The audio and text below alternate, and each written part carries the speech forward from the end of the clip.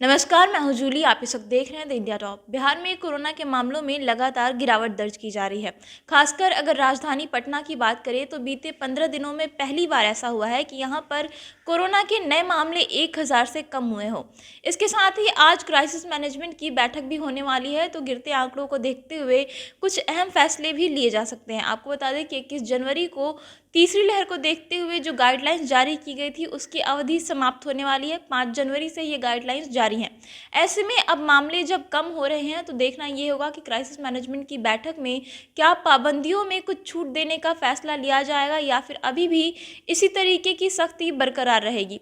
चलिए अब विस्तार से जानते हैं कि कोरोना के मामलों में कितनी गिरावट हुई है और इस वक्त कोरोना की क्या स्थिति है प्रदेश में। बुधवार को राज्य में 4063 नए कोरोना संक्रमितों की पहचान की गई। वहीं करीब 2 गुने संक्रमित स्वस्थ भी हो गए। पिछले 24 घंटे में राज्य में 7454 संक्रमित मरीज इलाज के बाद स्वस्थ हो गए हैं। राज्य में एक दिन पहले 4551 नए संक्रमितों की पहचान की गई थी।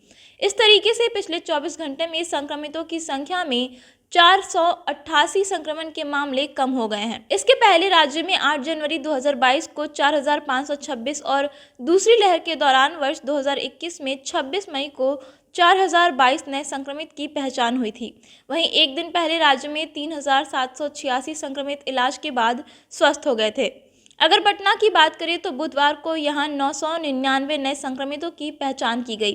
पटना में एक दिन पहले 1218 नए संक्रमितों की पहचान हुई थी। इस तरह से पिछले 24 घंटे में पटना में भी संक्रमण के मामलों में 219 मामले कम आए हैं। वहीं समस्तीपुर में 296 और भागलपुर में 214 नए संक्रमित की पहचान हुई है। समस्तीपुर में पिछले 24 घंटे में 103 कम संक्रमण के मामले मिले, जबकि भागलपुर में मामूली कमी दर्ज की गई है। वहीं पूर्णिया में 218 नए संक्रमितों की पहचान की गई है। स्वास्थ्य विभाग के अनुसार राज्य में 9 जिलों में 100 से 200 के बीच नए संक्रमितों की मामले रहे। इनमें से बेगूसराय में 133, दरभंगा में 136, कटिहार में 157, मधेपुरा में 142, मुंगेर में 101, मुजफ्फरपुर में 136, नालंदा में 122, सारण में 126 और पश्चिमी चंपारण में 106 नए संक्रमितों की पहचान की गई है। विभाग के मुताबिक राज्य में अब तक कोरोना संक्रमित 7,99,267 संक्रमितों की पहचान की गई है और इनमें से अब तक 7,56,629 संक्रमित स्वस्थ हो गए हैं। राज्य में अब तक कोरोना संक्रमित 12,156 मरीजों की मौत हो गई है। विभाग के अनुसार राज्य में 25 जिलों में 100 से कम नए संक्रमितों की पहचान हुई है।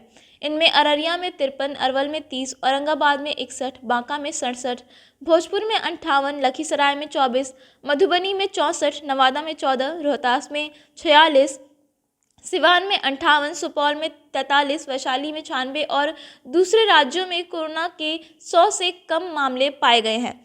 पिछले 24 घंटों की बात करें तो राज्य में 1,48,164 सैंपल की कोरोना जांच कराई गई और संक्रमण दर घटकर 2.74% हो गई है। एक दिन पहले संक्रमण दर 2.96% था। इस दौरान राज्य में सबसे ज्यादा 11 कोरोना संक्रमित मरीजों का इलाज के दौरान मौत भी हो गई है। इसके पहले 16 जनवरी को 9 संक्रमितों की कोरोना के इलाज के दौरान मौत हो गई थी। पिछले 24 घंटे में राज्य में संक्रमित के स्वस्थ होने की दर 94.21% से बढ़कर 94.67% हो गई है।